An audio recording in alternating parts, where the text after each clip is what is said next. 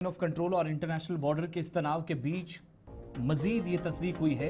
कि सरहद के उस तरफ ज्यादा हलचल है और लाइन ऑफ कंट्रोल और इंटरनेशनल बॉर्डर पर जहां पहले से अलर्ट जारी किया गया है, खासतौर से पाकिस्तान वाली साइड जहां मूवमेंट इनिशियली काफी ज्यादा देखने को मिली है। दूसरी तरफ ये भी खबर है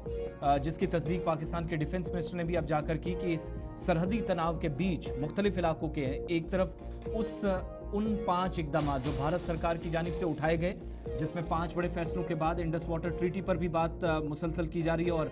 धमकी भरे लहजे में पाकिस्तान के वज़ीर आज़म, वज़ीर दिफा और वज़ीर ख़ारजा तक बात की गई। लेकिन दूसरी जानिब पाकिस्तानी फ़ौज की जानिब से मशकें और फिर हथियारों का सरहदी इलाकों के अंदर आना, और पहली मरतबा ऐसा देखा गया कि उस तरफ इस हलचल के बीच एक ये भी दावा है कि अब तक बहुत सारे लोगों को जो मुख्तलिफ इलाकों में थे पाक अफगान बॉर्डर से LOC तक मारे गए, लेकिन साथ साथ एक्सरसाइजेज भी शुरू की गई हैं। इस बीच बड़ी बात यह है कि 4 दिनों के दौरान दूसरी मरतबा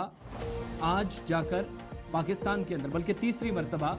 इंडस वाटर ट्रीटी या बाकी सारे जो 4 बड़े फैसले लिए भारत सरकार ने, उसके बाद इस हलचल के बीच नेशनल सिक्योरिटी काउंसिल का इजलास इस्लामाबाद के अंदर देर रात मुनक्किद हुआ है और इस इजलास में भी मौजूदा सूरत हाल का जहां जायजा लिया गया, लेकिन खदशात का इजहार किया गया है कि भारत की जानिब से हमला हो सकता है। ये जो मुसलसल डेवलपमेंट्स हो रही हैं, पाकिस्तान को हाई अलर्ट पर इस मीटिंग के बाद रखा गया। ख्वाजा आसिम के मुताबिक आइंदा 72 घंटे इंतहाई अहम है और 72 घंटों को देखते हुए ही एयरफोर्स पाकिस्तान को भी हाई अलर्ट पर कर दिया गया और अफवाज पाकिस्तान जो है उन्हें सरहदों के बिल्कुल पास रखा गया है। और कल से जो मुसलसल वीडियोज़ और दीगर चीज़ें भी सामने आ रही हैं, वो ये साफ दिखा रही है कि पाकिस्तान के अंदर प्रेशर कितना बढ़ चुका है और उस प्रेशर के बीच 8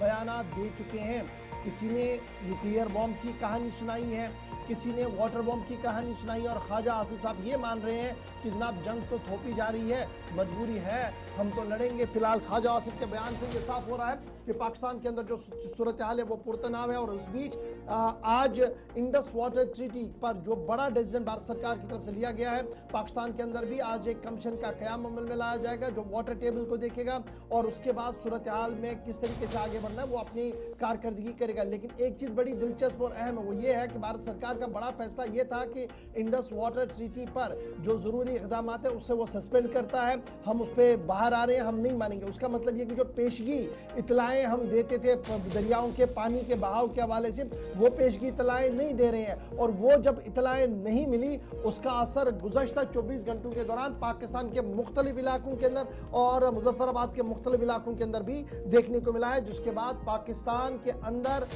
जो सूरत हाल है वो पुरतनाव बनती हुई नजर आ रही है।